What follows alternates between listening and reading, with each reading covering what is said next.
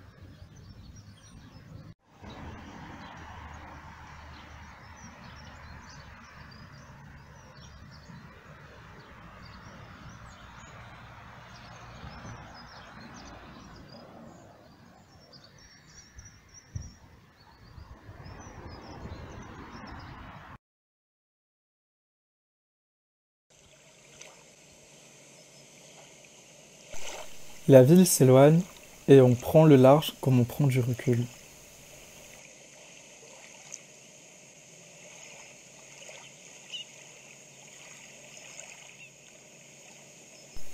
En contraste avec la vie citadine, pressée et réglée, le trajet est une pause dans le temps, ce qui permet à l'esprit de s'évader du tumulte de la ville.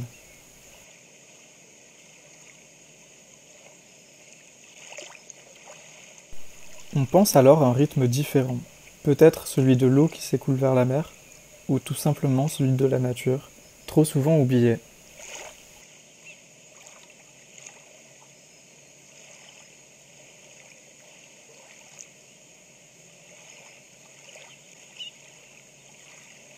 Les sillons de la frêle embarcation se dessinent éphémèrement sur la surface de l'eau, avant de se fondre avec les courants, tout comme l'homme effleure la surface de la terre sur son passage.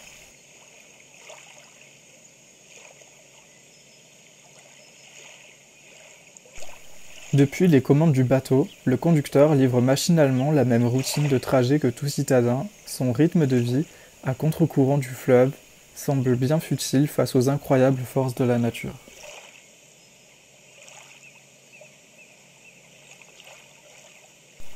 L'homme, qui lutte incessamment pour sa survie et sa pérennité, d'innovation en innovation, court à sa perte, tandis que l'eau s'écoule paisiblement et éternellement depuis les montagnes.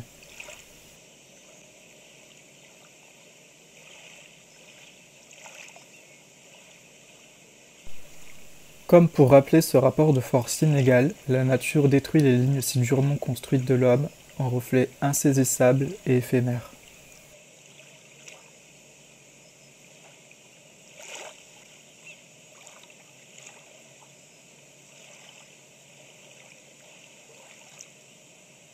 Cette escapade, court moment de recul sur notre place dans cet univers, explore les mises en scène naturelles et humaines et nous interroge sur notre place ici, dans ce tableau merveilleux dont les artistes nous échappent. N'existe-t-il que par notre regard, ou évoluera-t-il aveuglement sans spectateur ?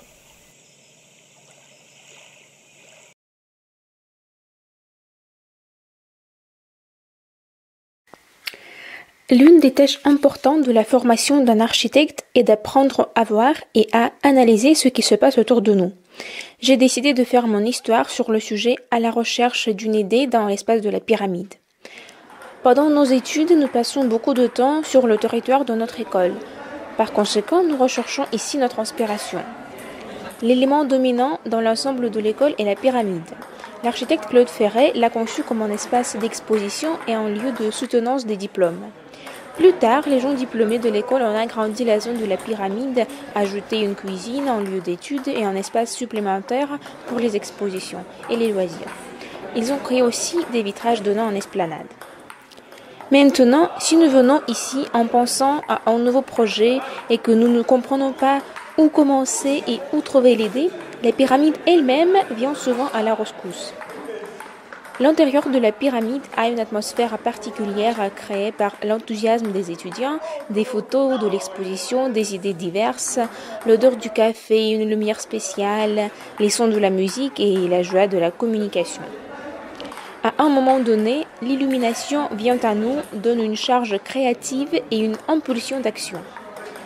Dans l'espace de la pyramide, nous dessinons, consultons les enseignants, créons nos propres projets, soutenons nos diplômes et nous envolons vers la vie professionnelle.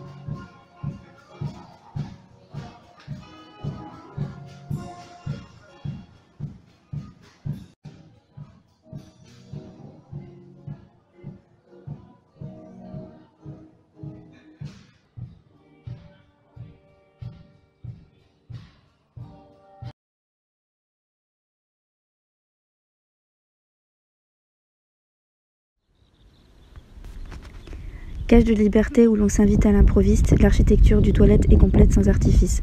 Tous ensemble, ils s'adonnent aux règles indispensables pour la fête.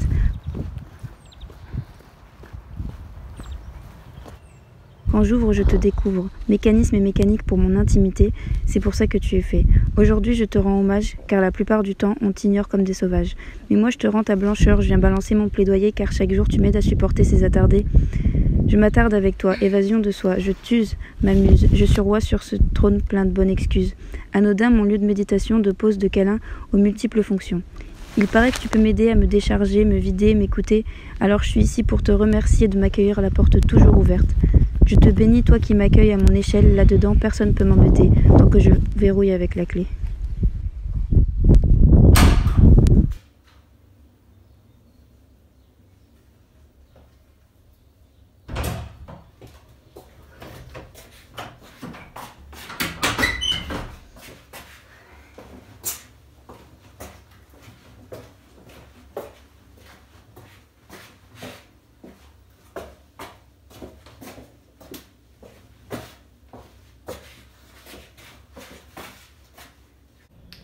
Vu d'ici, il n'y a pas grand chose à voir.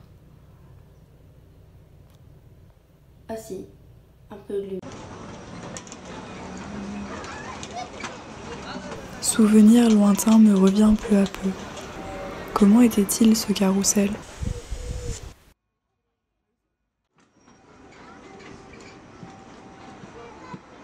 Calme et figée, elle se réveille. Elle danse désormais pour nos yeux, ses formes, ses couleurs, ses lumières. Elle nous emporte dans une valse de mouvements. Elles nous font tout oublier petit à petit. Des mouvements libres et mécaniques, sans mêle, sans balle, sans chaîne. Les cris des enfants se perdent dans ce tourbillon. Une larme, un rire. Le carrousel est une roue à émotion, l'illustration d'un bonheur éphémère. Ainsi le carrousel vit non pas par ses mouvements, mais par les nôtres. Il tourne au gré de nos sentiments, et c'est nous qui le ferons vivre. Il y a la peur pour certains de ces animaux qui semblent presque menaçants, qui s'avancent en meute. Et il y a ce plaisir qui n'est qu'éphémère. Il faut payer et repayer pour ce moment. Moment volé, moment acheté, moment qui s'écoule et se déverse si vite dans ce qui sera bientôt un lointain souvenir. Objet superficiel, mais dont les émotions singulières émanent tout de même avec tant d'insouciance. Objet qui parle et nous évoque à tous un passé qui nous manque, un monde dénué de ses vices. Et finalement, tout s'arrête, pour mieux recommencer ensuite. Et c'est alors que pour la 12e fois de la journée, le carrousel se met en scène. Il répète ainsi mécaniquement la même danse. Tous ces petits détails, il me faudrait une vie pour les contempler, pour tous les distinguer. Ils s'enchaînent, disparaissent trop vite pour mes yeux. Mais cette harmonie est si belle. Magie de l'enfance, réminiscence soudaine, euphorie du mouvement, nostalgie d'un instant volé.